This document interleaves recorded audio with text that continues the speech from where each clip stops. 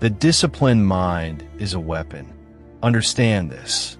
A disciplined mind is the most dangerous weapon you can carry in life. When your mind is disciplined, distractions lose power. Temptations lose grip. Excuses lose their voice. Marcus Aurelius, the great Stoic emperor, said, "You have power over your mind, not outside events." Realize this, and you'll find strength. That strength is discipline. The kind of strength that allows you to face storms without breaking. When you master your mind, you master your actions. When you master your actions, you master your results. The secret to freedom. Let me flip the script. People think discipline limits them, that it chains them, that it steals freedom. But the truth is the opposite. Discipline with money gives you financial freedom. Discipline with health gives you the freedom to live without disease. Discipline with time gives you the freedom to create, to love, to travel, to build. Discipline with focus gives you the freedom to achieve the life most people only fantasize about. Jocko Willink said it best. Discipline equals freedom. And he's right. The undisciplined live like slaves to impulse. The disciplined live like kings and queens with authority over their own lives. Discipline is love for your future self. Think about it like this. Every time you choose discipline, you are loving your future self. You are saying, "I care enough about the person I am becoming to pay the price today." When you wake up early, when you exercise, when you study, when you work instead of wasting time, that's love. That's respect. That's vision. Your future self is waiting for you to fight for them, waiting for you to be strong enough to sacrifice for them, waiting for you to choose discipline today so they can live in freedom tomorrow.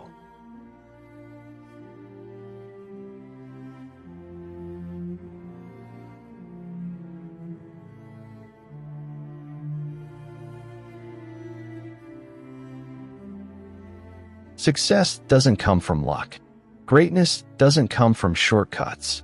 Fulfillment doesn't come from avoiding pain. It comes from walking through the very thing you're afraid of, the pain you've been running from. That's the door to your destiny. Muhammad Ali said, "I don't count my sit-ups. I only start counting when it starts hurting because they're the only ones that count." The same is true for life. The moments that hurt the most are the ones that count the most. Think about the pain you've lived through already. The heartbreaks, the failures, the disappointments, the losses, and yet you're still here. You survived. You endured. You rose.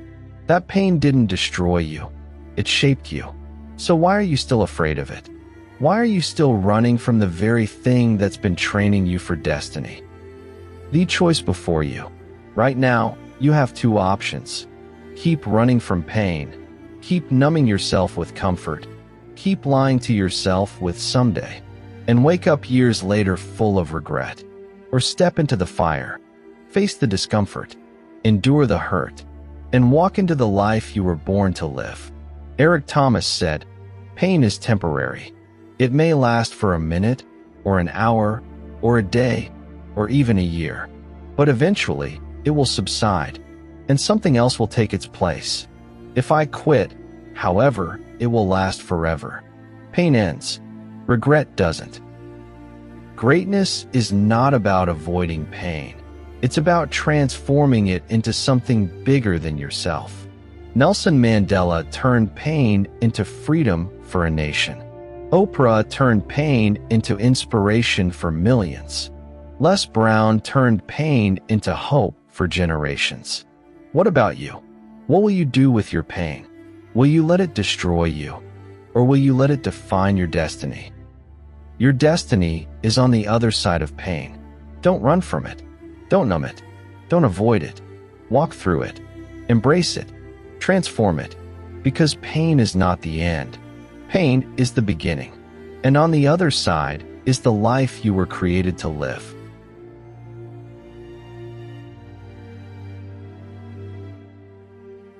Rejection cuts deep. No one likes to be told they're not good enough. No one likes to be ignored, overlooked, or criticized.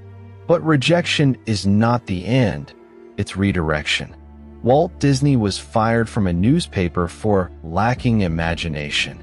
Oprah Winfrey was told she wasn't fit for television. Michael Jordan was cut from his high school basketball team.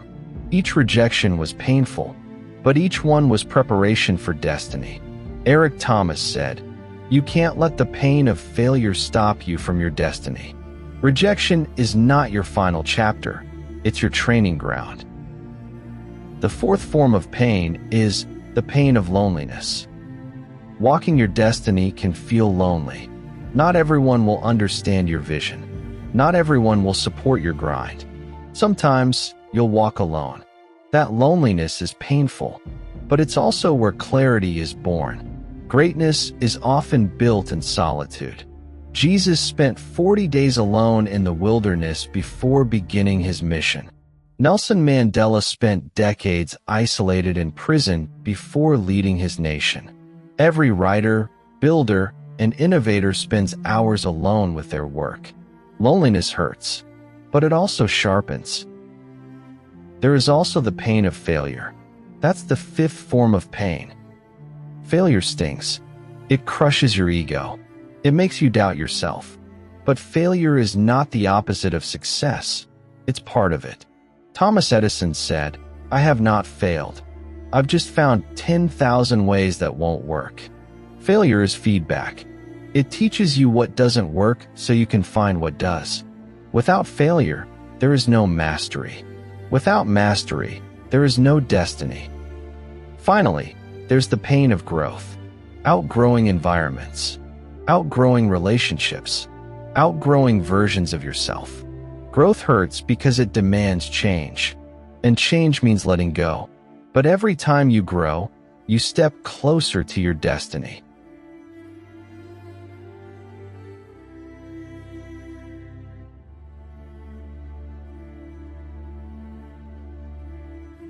The greatest tragedy is not that you lack talent.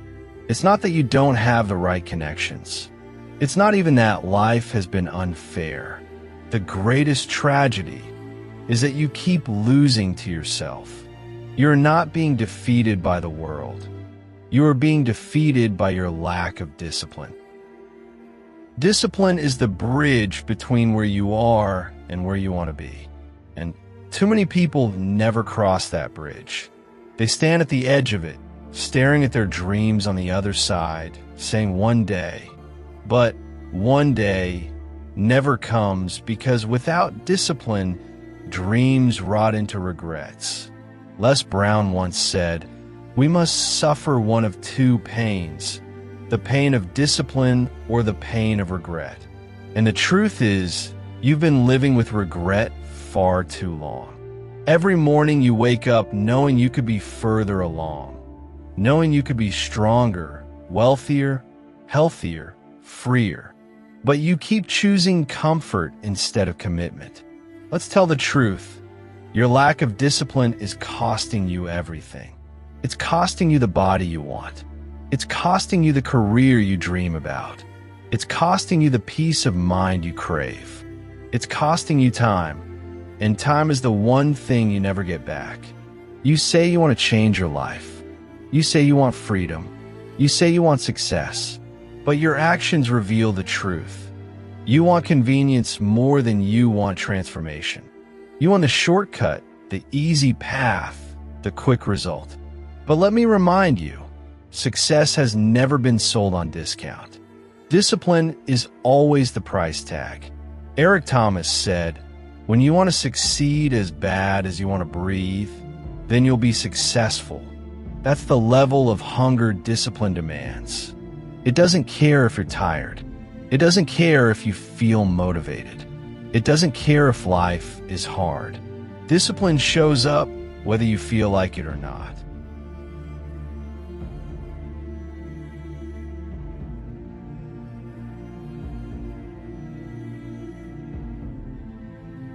Think about the last time you told yourself, "I'll start tomorrow." How many times has tomorrow come and gone? How many dreams have died in the graveyard of tomorrow? Les Brown once said, "The graveyard is the richest place on earth, because it is here that you will find all the hopes and dreams that were never fulfilled." Not because those dreams weren't possible, but because discipline wasn't strong enough to carry them from imagination to reality. Discipline is the dividing line. Discipline is not about perfection. It's not about having the perfect plan, the perfect conditions, or the perfect timing. Discipline is about doing what you said you would do long after the mood you set it and has left you.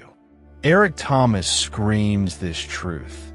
When you want to succeed as bad as you want to breathe, then you'll be successful. What he's really saying is this: desire alone is not enough. Wanting success is easy. Everybody wants it. The question is, are you disciplined enough to keep moving when you're tired? When no one claps for you? When temptation whispers, "Just quit"? Now let me tell you about the quiet thief. Lack of discipline doesn't destroy your life overnight. It's quiet, subtle, a thief in slow motion. You skip one workout. You eat that extra meal. You hit snooze. You scroll instead of study. You waste hours instead of building.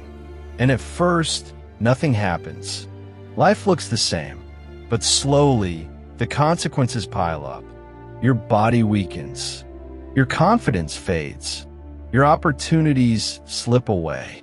Your mind convinces you it's not worth trying anymore. This is how undisciplined living robs you. Not in a dramatic moment, but in the silent erosion of your potential.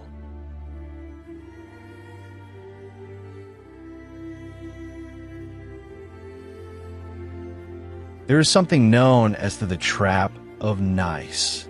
Let me tell you about it. People often confuse kindness with people-pleasing. They are not the same. Kindness comes from strength. People-pleasing comes from fear. A kind person says, "I love you, but I cannot do that for you." A people-pleaser says, "I don't want you to be upset with me, so I'll do whatever you ask."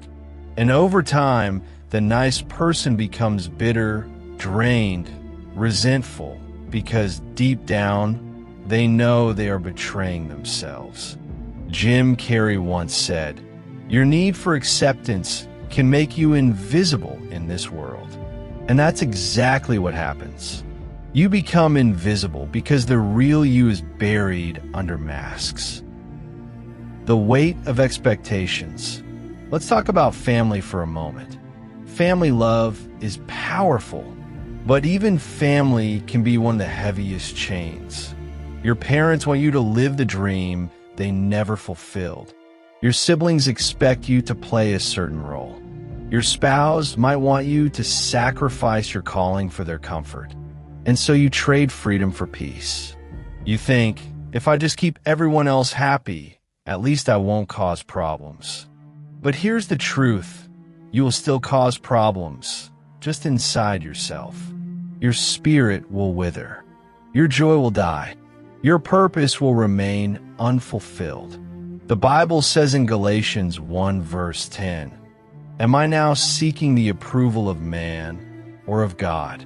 Or am I trying to please man? If I were still trying to please man, I would not be a servant of Christ." That doesn't mean you become reckless or disrespectful.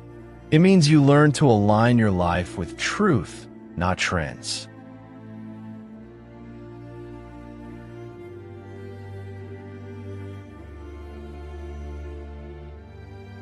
You become the weapon. Here's the paradox. The pain that was sent to break you becomes the reason you're unbreakable. The setback that almost killed your confidence becomes the spark that ignites your next level. But only if you refuse to quit. Eric Thomas once said, "When you feel like quitting, remember why you started." The greatest warriors weren't born that way. They were broken. They were overlooked. They were misunderstood. And still, they rose. They weren't chasing likes. They weren't trying to look perfect on Instagram. They were busy building something eternal. A mind that doesn't fold when pressure hits. And guess what? That could be you.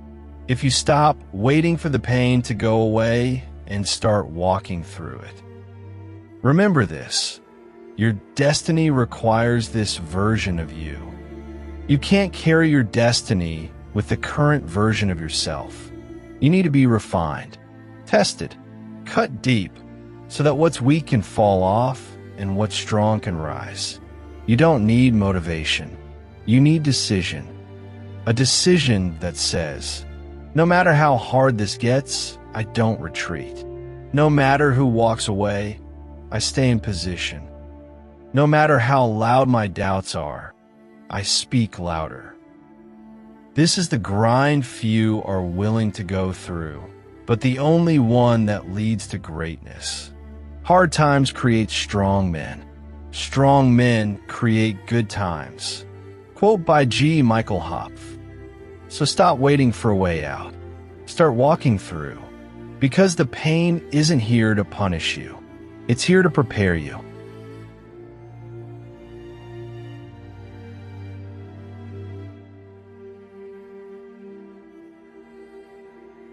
The world needs the real you. Think about this.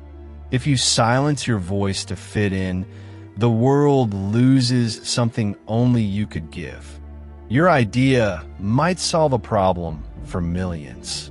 Your story might inspire someone not to quit. Your dream might change the course of history for your family. But none of that will happen if you bury yourself under other people's approval. You were not created to be a copy. You were created to be a contribution. As Ralph Waldo Emerson said, to be yourself in a world that is constantly trying to make you something else is the greatest accomplishment. The challenge of freedom. So here's my challenge to you. This week, do one bold thing without asking for permission. Write the book. Post the video. Apply for the job. Launch the business. Say no to the favor that drains you. And when the fear rises, remind yourself, freedom is worth the price. Because every step you take in truth makes you stronger, freer, more alive. Wrapping it all up, let's bring it home. People-pleasing is the most dangerous prison because you hold the key but refuse to use it. Approval may give you comfort, but it will steal your calling. Freedom requires the courage to disappoint people. The world doesn't need your mask. It needs your authentic roar. So stop apologizing. Stop shrinking. Stop waiting for applause. Live boldly. Walk freely. Roar loudly. Because you will never be free if you keep pleasing people.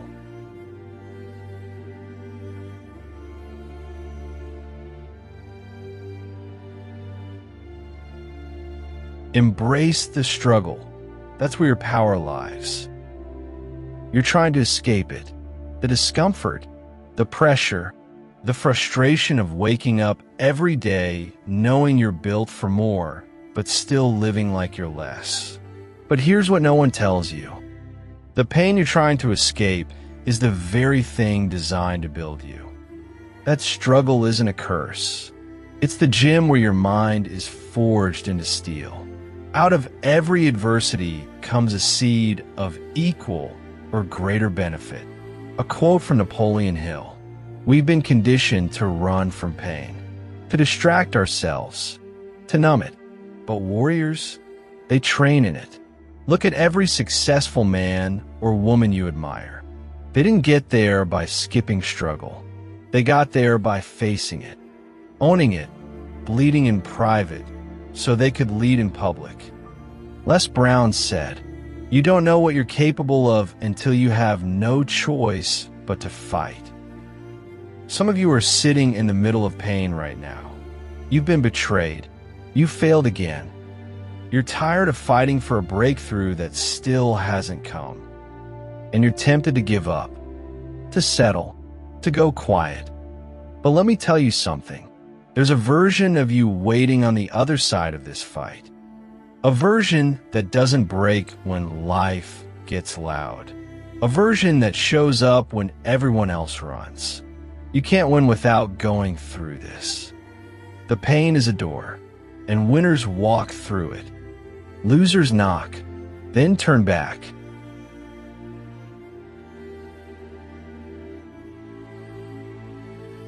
The freedom you gain. When you stop pleasing people, here's what happens. Your voice grows louder. Your creativity explodes. Your confidence multiplies. Your relationships become real, not forced. Your life finally feels like it belongs to you. Eric Thomas said, "When you want to succeed as bad as you want to breathe, then you'll be successful." But here's the key. You can't want to succeed that bad if you're still worried about who's watching.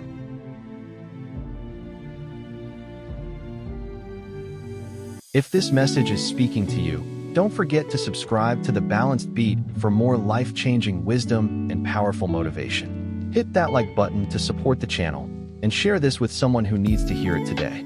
We're building something meaningful here, and your support means everything.